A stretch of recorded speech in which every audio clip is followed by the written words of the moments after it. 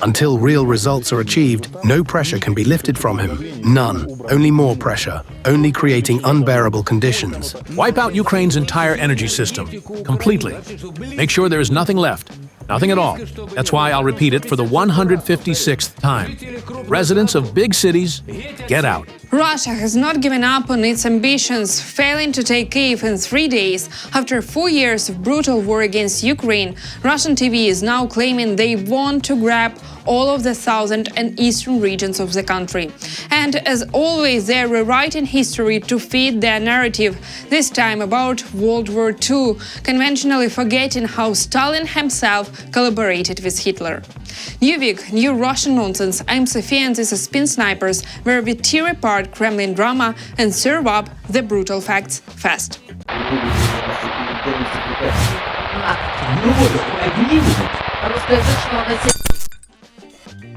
Well, Ukraine and Russia are sitting at the negotiation table for the first time in a long while, with the US acting as a mediator. Russian TV is already screaming, everything is wrong. Apparently, they are outraged by US security guarantees for Ukraine and the assistance aimed at rebuilding the country. We have a clear position. We are not changing it. We said these are our conditions. We will achieve them by military means. If you want it diplomatically, no problem, let's sit down and negotiate. And now Zelenskyy is blackmailing the Americans. He says, I'm not just refusing to withdraw troops. You must pay me for reconstruction, a Marshall Plan, 800 billion, maybe even more. That's what they calculated. Moreover, he says that the agreements signed with the White House do not satisfy him. You, the Americans, must push this through Congress. These must be fixed security guarantees passed through Congress. No one has such guarantees. No one. Not even Israel. First of all, if Russia suddenly remembers diplomatic efforts, let me remind you, in the normal world, that would mean a ceasefire. But Russia doesn't want that, not on the battlefield and certainly not in civilian cities, which they bombard daily, without exceptions. Most of their targets just ordinary civilian infrastructure, pure terror against the population. Here is another thing to note about their unchanging positions. For us here in Kyiv, one thing is crystal clear. Without a strong army and a real security guarantees, living peacefully on our own terms is impossible. Russia simply doesn't want Ukraine to exist as an independent state. But Ukraine does exist, and Ukraine will continue to exist. Meanwhile, the same Russians who bragged they would take Kyiv in 3 days are now fantasizing about how to crave up the rest of the country. What is Ukraine's possible future overall? Well, if we remove all emotions, like Germany after World War II. Are we interested in going deep into the territory? Exactly. Push through to the Dnipro along the right bank. Dnipro, Odessa, Kharkiv, Zaporizhzhia. That's it. And what happens next? Unblock Transnistria. And then, what happens on the remaining territories? Armed gangs will start fighting each other. Wild separatism will begin. Regions will start breaking away from one another. Lviv will be shouting to Poland, please take us. We really want to. So it will turn into one big mess. So this, in a nutshell, is what Russia's readiness for peace looks like. Now, one has to wonder, did they dare to share these grand plans with their American partners? Or is this the kind of bold talk Russian propagandists only dare to scream on their TV? Meanwhile, Mr. Solovyov himself decided to tell the world exactly when Ukraine might get peace. And don't say, Ukrainians, that you were not warned. You have a simple choice: overthrow your criminal government and live in peace. Or, when your authorities throw you onto the front line, you will die. The only question is, for what? Why are we fighting? We know our goals are sacred. We are Russians. God is with us. And who is with you? Traitors of the Ukrainian people? Those who deprived you of your future, who took your land away. You were sold out. Your resources were sold. There is no democracy, no faith. You can't even leave your own country. You are slaves. The only criminal power here is the deranged Russian dictator, the guy who seized absolute control and now swings his nuclear saber like it's a toy.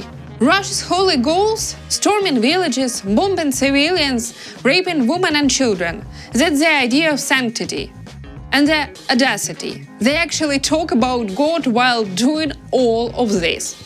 Meanwhile, the propaganda machine won't shut up about eliminating Zelenskyy, as if it would somehow make them heroic. It's beyond cynicism, it's a pure madness. And yet, this is what possesses for peace in their twisted playbook. Zelenskyy simply has to be eliminated. I mean, is he a terrorist? He is a terrorist who seized power. Illegitimate. Calling for the killing of Russian people. What other questions can there be? In my view, that's it. Enough with all these half-words and hesitation. If Russians had never come to Ukraine with tanks, missiles and occupation, there would be no talk at all about Russians today. None, zero, no slogans, no anger, nothing. But instead, it's Vladimir Solovyov openly calling for the killing of Ukrainians on prime-time Russian TV. And somehow that doesn't bother anyone in Moscow. No red flags, no moral panic. So let's stop pretending. Hatred did not appear out of nowhere. It was brought in on Russian military convoys. It created by bombs, mass graves, destroyed cities, raped women and stolen children. And while Ukrainians are accused of extremism simply for defending themselves, Russian propagandists are allowed to publicly incite violence and genocide without consequences. Ruthlessly kill the enemy. That means we must drive Ukraine's military losses to 80,000, if necessary, 100,000, and if required, 150,000 people per month. For this purpose, apparently, we will have to reorient the strikes carried out by our drone units. If you pay attention, I have said this many times. We always try to preserve manpower and knock out equipment. But since Ukraine has exceptional FPV capabilities, and we have completely different capabilities, we will have to expand the geography of our strikes and hit large concentrations of Ukrainian servicemen at their deployment sites far from the front line. Because on the territory of Ukraine, there is no point we cannot reach with our missiles. If they want a bloodbath, they will get a bloodbath. And of course, to justify this aggressive yet entirely predictable calls for violence, Russian propagandists have already started spinning news stories. To their domestic audience, Ukraine is now supposedly committing war crimes in Kursk. Classic Kremlin playbook: invent atrocities, flip the narrative and make the aggressor look like the victim. All to make more violence against Ukraine seems acceptable. And the tragedy of the Kursk land? It's one thing when you read testimonies from the Nuremberg trials about the crimes of Nazism. And it's another thing when you walk into villages in the Kursk region, enter homes, and see what the present-day Nazis have done. And you realize what they did to the whole family. And then how they went on. Basements where entire families were simply executed. Russian propagandists are now claiming that Ukraine killed children in Kursk. Let's be clear, there is no evidence to support this. Not a single independent report confirms any Ukrainian attacks on Russian territory. Meanwhile, in reality, Ukraine has been on the defensive from the start, facing shelling and missile strikes from Russia. And remember Bucha, that's a verified atrocity, with thousands of civilians killed by Russian forces, bodies left in the street, and the world watching the evidence unfold. But Russia does not stop there. Now they've turned to rewriting the history of World War II, digging through archives just to point fingers at which Europeans collaborated with Hitler. We always do this. When we assess the results of World War II, first of all, we assess fascist Germany. The Finns fought, the Bulgarians, the Italians, the Romanians, all that crowd.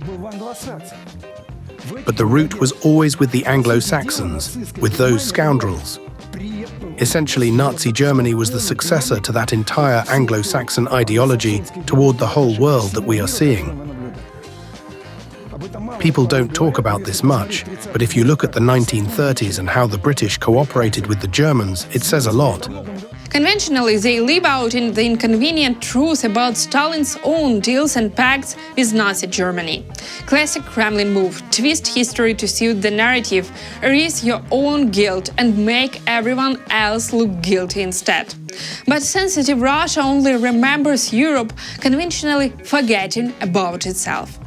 They have long erased from memory how they once tried to tear Europe apart and spread communism across the world. And now, somehow, they're the victims, accusing everyone else of wanting to destroy them. This is not the first time. All of this is not the first time. Well, the first time they wanted to destroy us as a Soviet project. Let's not talk now about the fact that, of course, we represented a threat to them, as a world revolution and a mechanism for spreading it, and about the fact that the communist movement was the first socio-political globalist project. But we ourselves declared that we were a threat to them. We did, yes, and accordingly they wanted to strangle us back during the Civil War. And then they wanted to strangle us again. And you might be wondering why all of a sudden are the Russian digging up World War II, Hitler and supposed ties between the so-called Anglo-Saxons. Simple.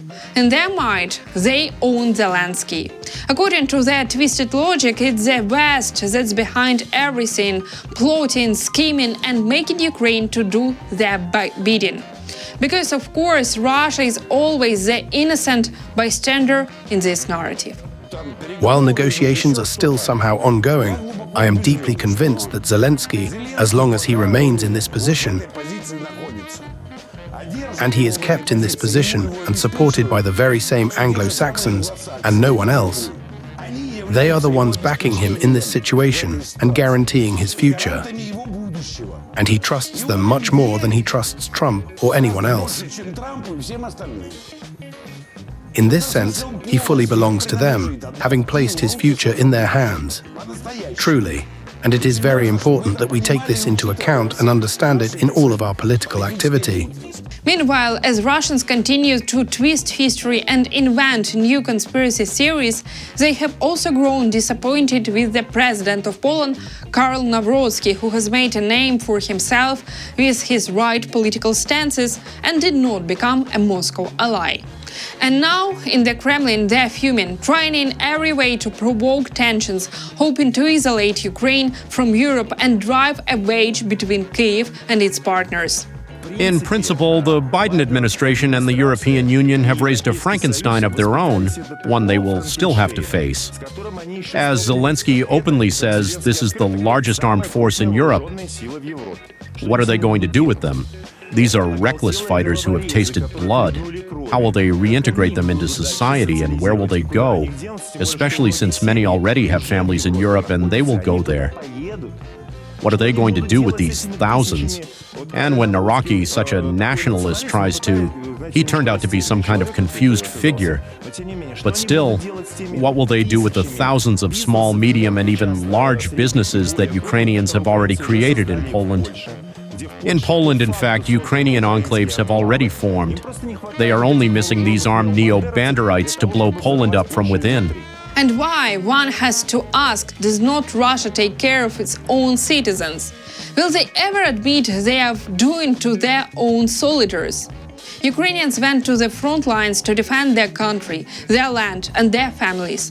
Russians, on the other hand, are invaders, killers who came with war and death. And on the top of that, they even call on prisoners to join the fight. Maybe they should think about their own people first. That's it for today. While the Russian propaganda machine keeps running, we'll keep exposing their lies. I'm Sofia and this was Spin Snipers. Stay curious, stay skeptical and don't fall for that spin.